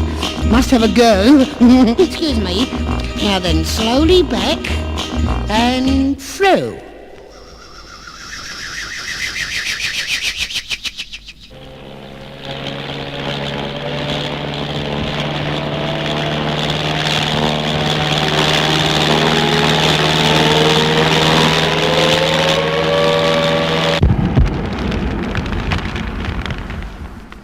Oh my God. I've hit the flying doctor. Can you do first aid? Don't talk to me about first aid, boy. You owe me 14 chickens, you know, but I learned you to throw the boomerang, you know, first things first. Yes, I know that, but I mean, I think on this occasion, you know, you could be a bit more perspective. Well, that one was Charlie Drake. Me boomerang won't come back. I like how he speaks. Oh, and before that, we had Napoleon XIV with They're Coming to Take Me Away, ha ha. But it was sent to us, request-wise, by Tammy V. We can't say the whole name, because it would be revealing. The Captain's Quarters, 106.5, right there on the Book of Face. Not Facebook, say it correctly. The Book of Face, like the Mail of E. Get it right. Make sure you sound educated. Now, let's get right into it. So we have something here requested about Twinkies and ding-dongs, right here on the Captain's Quarters.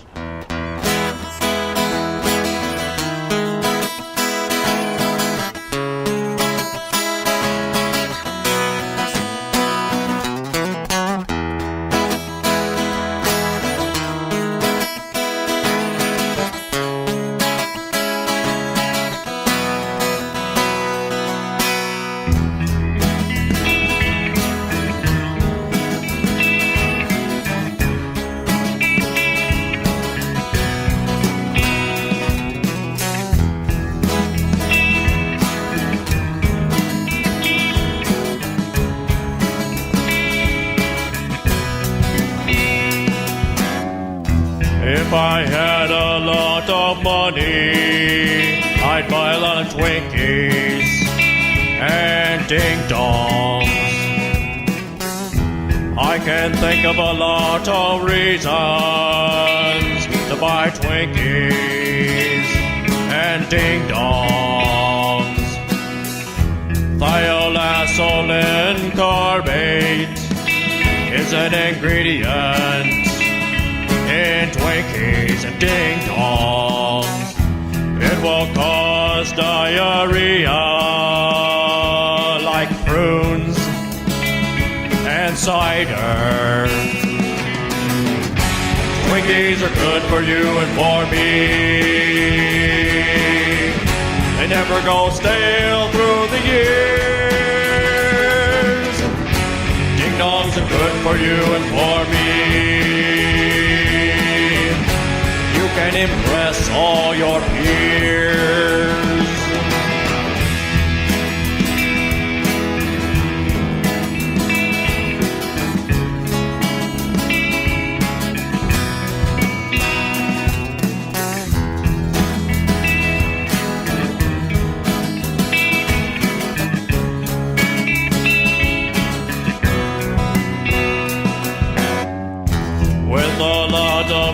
Twinkies and ding-dongs. I could feed a lot of children in Ethiopia. And I know what I am talking about, 'cause I used to be an Ethiopian. If it weren't for Twinkies and ding-dongs, I'd still be an Ethiopian. As an Ethiopian infant, my mom fed me with a bottle filled with Twinkies and ding-dongs. Twinkies are good for you and for me. The white cream contains vitamin C. Ding-dongs are highly nutritious. The 2 chocolate layers are kind of spicy.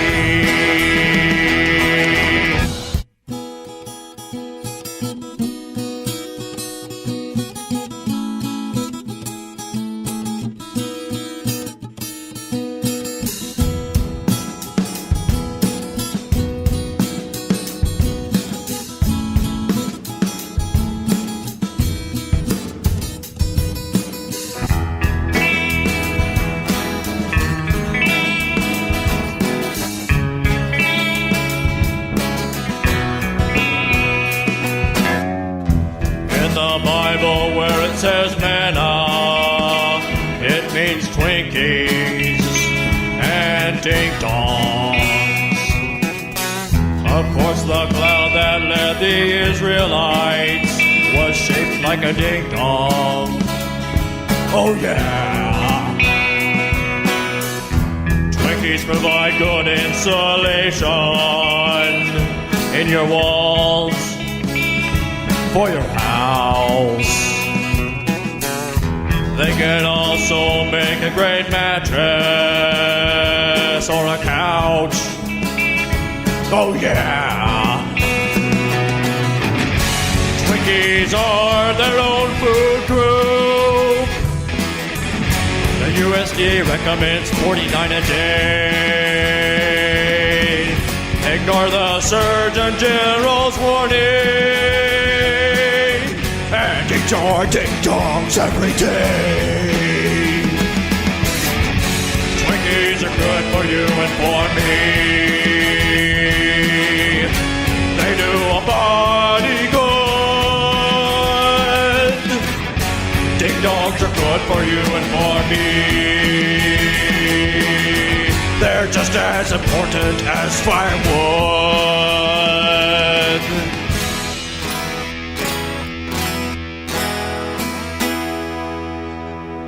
That be Slash J. Frank with Twinkies and Ding-Dongs.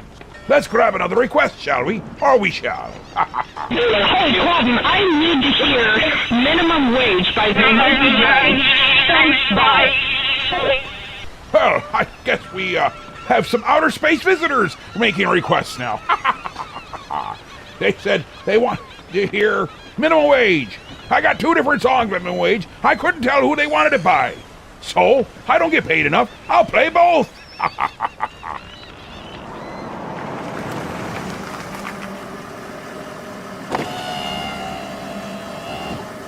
Welcome to Burger Doodle. Can I have your order, please? Well, yes. I'd like a spiffy burger with low-fat cheese and an order of seasoned curly fries, but only if they're cooked in virgin peanut oil. 742 at the second window. Drive through, please.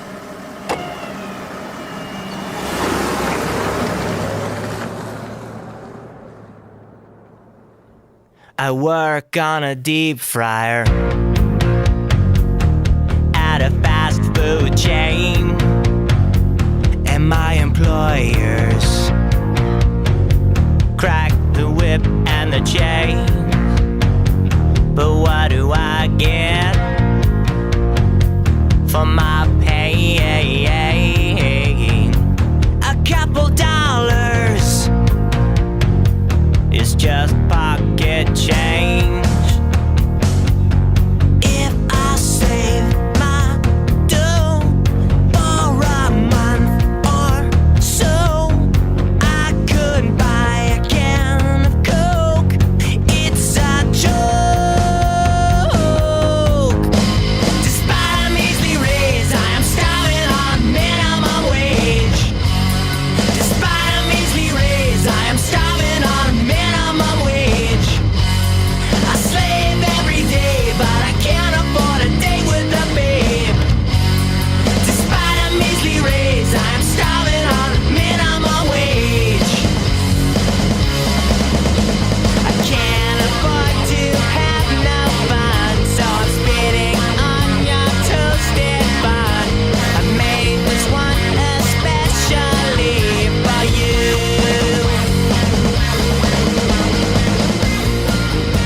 Yeah, I'll hold a pickle for you, pal. How about a little special sauce, huh?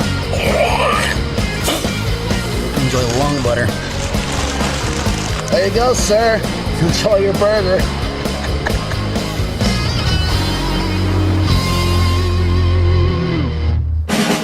Minimum wage! Yeah!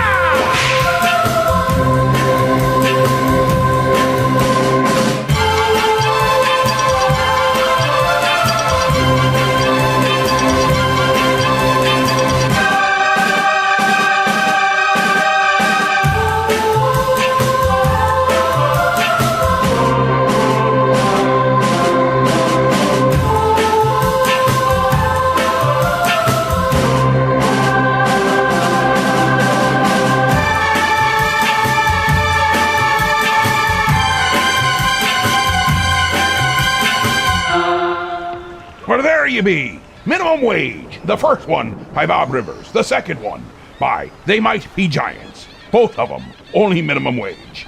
Now, we're going to take a quick break here, go to commercial, and we'll be right back with more of the Final 40 right here on the Captain's Quarters. Look, Sidekick, a shop just for heroes. No, it's a comic book shop and it's for everyone. Not possible. See, it's even right in the name, Heroes. So that means you'll need to stay out here whilst I go shopping. It's Heroes, your mom threw out comic shop, and it's for everyone, including sidekicks. Hey guys, you know, the little guy is right. It's all about the love of comics, and not whether you can fly or not. But, by the way, I do love the cape.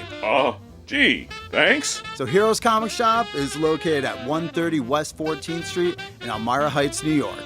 We're open Wednesday through Saturday. You can check us out at momthroughout.com. Oh, look! They have Archie comics! Heroes Comics, for every kind of hero. Ha ha ha. See, that weren't so hard after all. And you thought it would be difficult.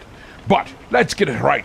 We'll be heading right back to the phone lines. And let's see what we have here in our stack of oddities and stuffs. Hello. I would like to request My Old Flame by Spike Jones, and he did his letters. Yes, please dedicate it to my dear friend Doris, or was it Chloe? Oh, I can't remember. I need to go check my collection of severed heads. Yes, Captain, thank you.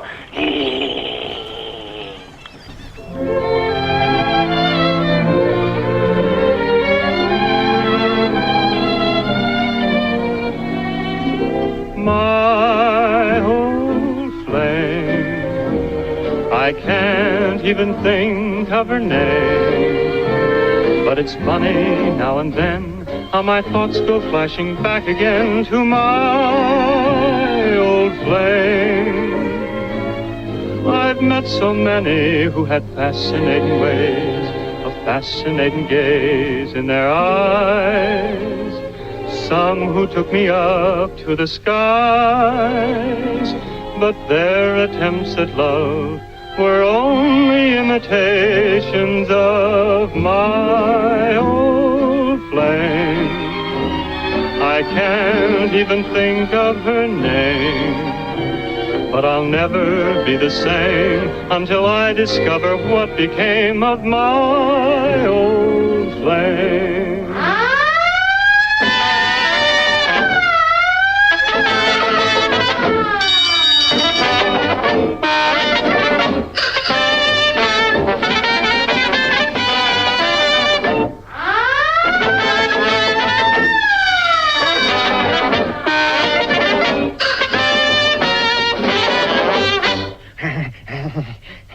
My old flame. I can't even think of her name. I'll have to look through my collection of human heads. But it's funny now and then how my thoughts go flashing back again to my old flame. My old flame. My new lovers all seem so tame. They won't even let me strangle them. For I haven't met a girl so magnificent or elegant as my old flame.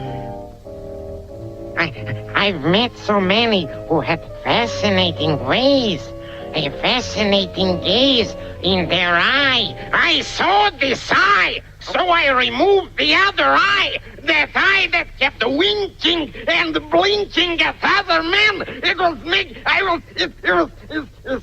Some who took me up to the skies, but their attempts at love were only imitations of my old flame.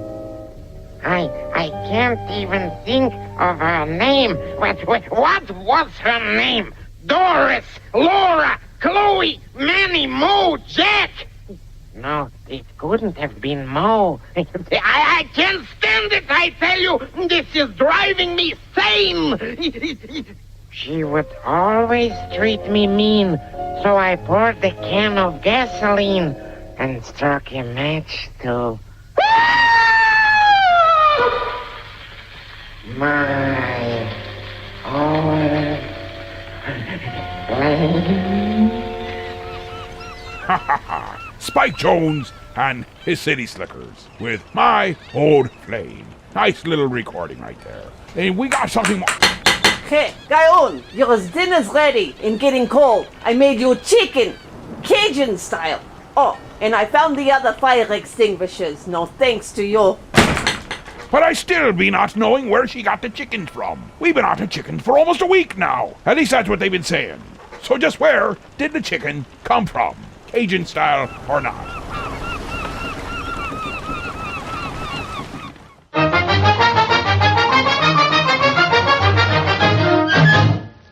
Greetings. My name is Daffy. There's no other duck like me, because I'm so daffy. And the reason I'm daffy, and so gosh darned riff-raffy, and so screwy and laughy, is because those hunters won't leave me alone. Oh, why don't they hunt some other animal for a change? So that I won't have to end up on a kitchen range. But no, duck hunting's all the rage and they won't let me be. And I'm so full of bullets, I'm lit up like a Christmas tree. There's so much I'd like to do if I just had the chance. I'd like to play and romp and even sing and do a dance. I would read the latest book, go swimming in a babbling brook. I'd like to fly the 7 seas, play hide and seek among the trees. I'd play hopscotch and double dutch, and this and that and things and such. I know that isn't asking much, but all these things I daren't touch. It's bang bang here and bang bang there, bullets flying everywhere. I can't stand it any longer, I get weak and they get stronger. Hunters to the right of me, hunters to the left I see. Over hill and over dale, bullets whizzing past my tail. There's no rest and there's no peace, won't this shooting ever cease? Morning, noon, and through the night, that's why I look such a fright. Bang, bang, bang, I'm only 16 yards ahead. Bang, bang, bang, they're shooting straight at me. Hoo, hoo, hoo, they won't let up until I'm dead. Hoo, hoo, hoo, why can't they let me be?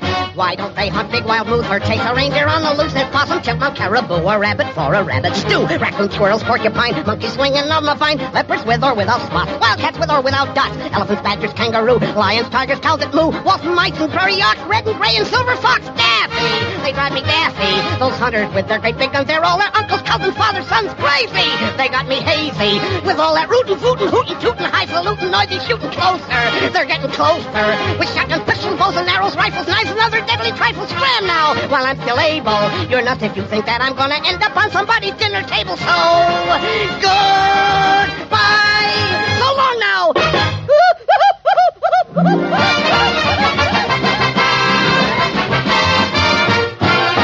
Hey, man, what are you really into, huh?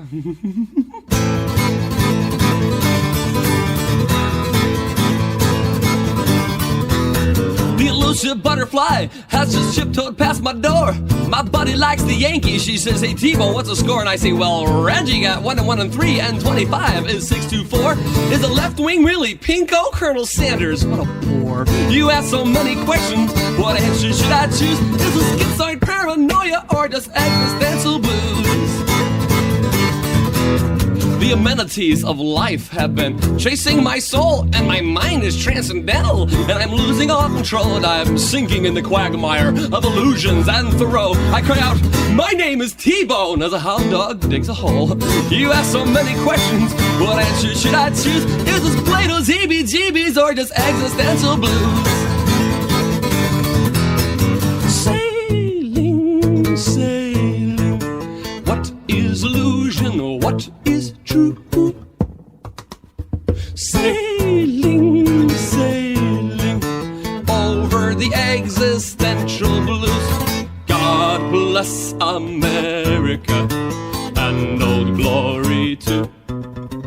May she always wave o'er us with the red, white, and existential blues. Hey, bob da bob da da bomb da bomb da bomb ding ding ding ding existential blues. Hey, you can do what you want, play off my existential blues. My blue suede existential blues. I was on a quest, walking on the road, I was walking on the road, I was looking for the truth of life, and I came across all these little people all around me. They looked at me and said, hey, mister, are you tall? I said, yes, I'm tall, but who are you, we're little wonders? They looked at me with their big red bloodshot eyes and said, we are the lollipop kids, lollipop kids, lollipop kids. We are the lollipop kids. We like the too much English. I said, hey, we're little wonders, I'm on a quest, walking on the road, I said, hey kids, I'm looking for the truth of life, where do I go, who do I see? They said, slow down, mister, in order to find the truth of life, one must see the wizard. I said, the wizard? Well, where's this wizard old wise one live? They said, you see the big green glow in the dark house up on a hill? I said, yes, I see the big green glow in the dark house up on a hill. There's a big dark forest between me and the big green glow in the dark house up on a hill. A little old lady on a Hoover vacuum cleaner going, ow, get smacked on the pretty, you little dog Toto, too. I don't even have a little dog Toto. Such predicaments, I must forge ahead, walking on the road, I must find the truth of life. I said, but you know, kids, I can handle a big green glow in the dark house up a hill. I can handle a dark forest. I can handle the little old lady, but it's a very strange road you're sending me down. I've seen yellow stripes in the middle of a road before, but kids, never quite that wide. All right, tighten your shorts, pilgrim, and sing like the Duke. Follow the yellow road, come on, follow the yellow road, yes. Follow the yellow road. And ever a wonderful wizard was the Wizard of Oz. Was one because of the wonderful things he does. La la la la la la. Prophecy, the wizard, the wonderful Wizard of Oz. Well, I got a little bit tired of walking down the road. A little bit tired of walking down this old blinding yellow road, so I pulled my little tired body off a little rest area, and lo and behold, a little field of little red flowers out there, and it smells so good. Oh, I was getting pretty tired. It smells so good. And I figured, well, I'll just stretch out in this little field of poppy. Hey, what a strange dream, man, you know. Little flowers that smell awfully good. Now I was very tired, and the old wizard's just going to have to wait, man, because I'm just going to stretch out again in this little field of poppy. Oh, God. Dorothy's been copping herself out herself, man. Along came this old man in a green Eldorado 2, screeched to a halt. A little short man with a big red nose, toking a bottle of Yukon Jack, strolled up to me and said, hey, son. I said, old man, don't bother me, Bobby. He said, T-Bone. I said, wait a minute, this man knows my name. He must be the Wizard. He must be the Wizard. The Wizard of Oz. Why have you come to haunt me? A Wizard of Oz. I said, a Wizard of Why? wise when I have been on a quest. Walking on the road with a do-I-do. We had a lot of kids, a lot of kids. I got tired, puppies. A little bit, I've been through hell. He said, hey, son, slow down, relax. I said, but wizard or wiser, and I've come so far to find the truth of life. He says, hey, son, slow down, relax. He said, to tell you the truth, son. I said, wizard, that's what I've come to find is the truth. He says, no, son, you got me all wrong. To tell you the truth, son, how can I tell you this? I've been in this field of poppies a long time myself, and I've come to find, son, that the only truth in life is right here in this bottle. I said, wizard. He said, no, truly, son. In fact, I'd rather have this bottle in front of me than a frontal lobotomy. How profound, wizard. Some girl with psychic powers, she said, T-Bone, what's your sign? I blink and answer neon. I thought I'd blow her mind. She's reading Moby Dick by some fruitcake named Herman. She's chomping on an awkward. Was the Duchess really joining? You ask so many questions. What answer should I choose? Is this really Butte, Montana, or just existential blues? Really Butte, Montana? Is this Plato's EBGBs? Is this schizoid paranoia?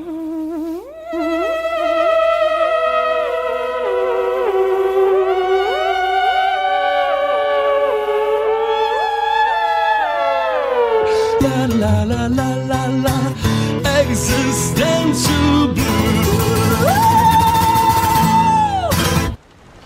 Why don't we be getting closer and closer to the witching hour? We do have to remember that we just got done listening to Mel Blanc's Daffy Duck Rhapsody and T-Bone Stankses. Oh, I'll get it right one of these days. With Existential Blues. Right here on the captain's quarters. But we're going to kick back to the phone lines for at least one more song before the witching hour be upon us. We shall see what we have time for, but definitely a good one will be here. I have a feeling on it. Hello, Captain. These are your friends from the Elmira sewers. We're calling to request the Song of the Sewer. Thank you very much, Captain. You're the greatest, Captain Quarters. That's our favorite. Yay! Ahoy, hoy, hoy!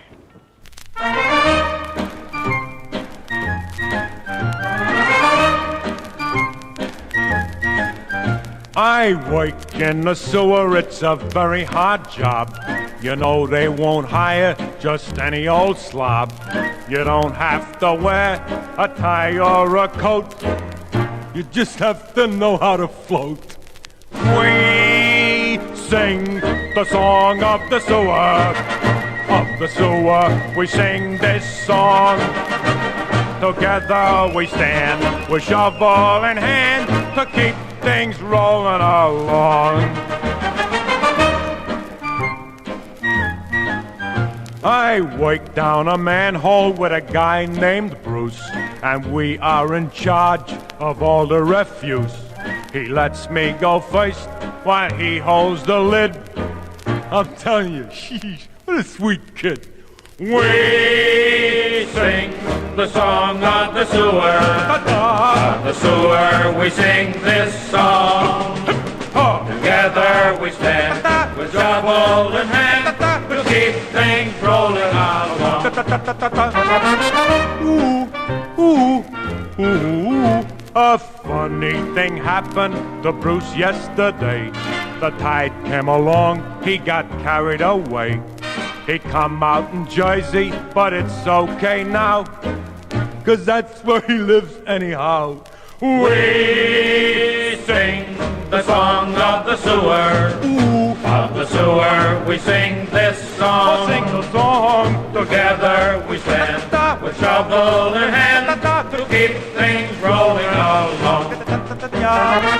Dilly baba, dilly baba, doodly baba, heap. My father, he worked in a sewer uptown.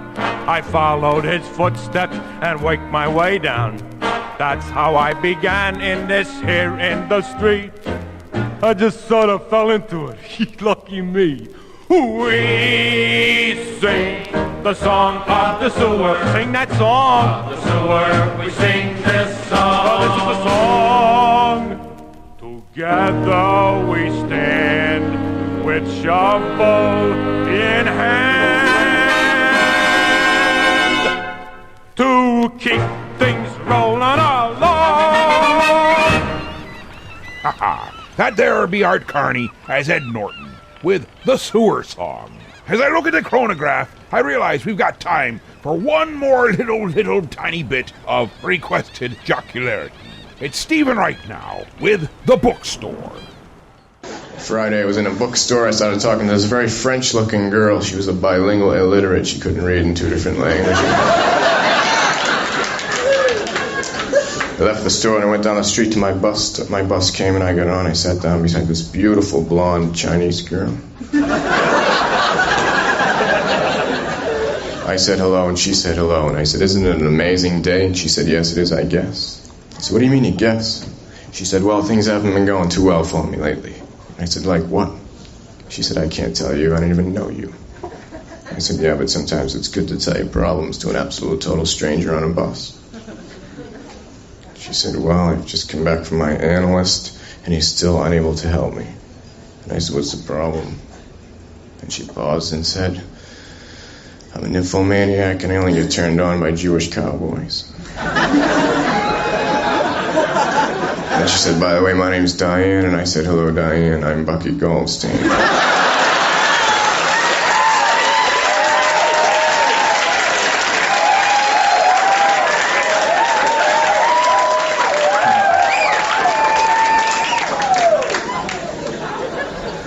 Well, once again, we worked our way all the way to the witching hour. And it is time for us to submit to the fact that it is her turn to have her way. Ladies and gentlemen, without further ado, Babushka. When the moon is in the 7th house, and Jupiter aligns with Mars, then peace will guide the planet, and love will steer the stars. This is the dawning of the age of Aquarius. The age of Aquarius. We all have been tortured enough. I would apologize for my dear Babushka and her singing. But quite honestly, I think it is how we make penance for the sins that we've made through the week. Good night. So just chill till the next episode.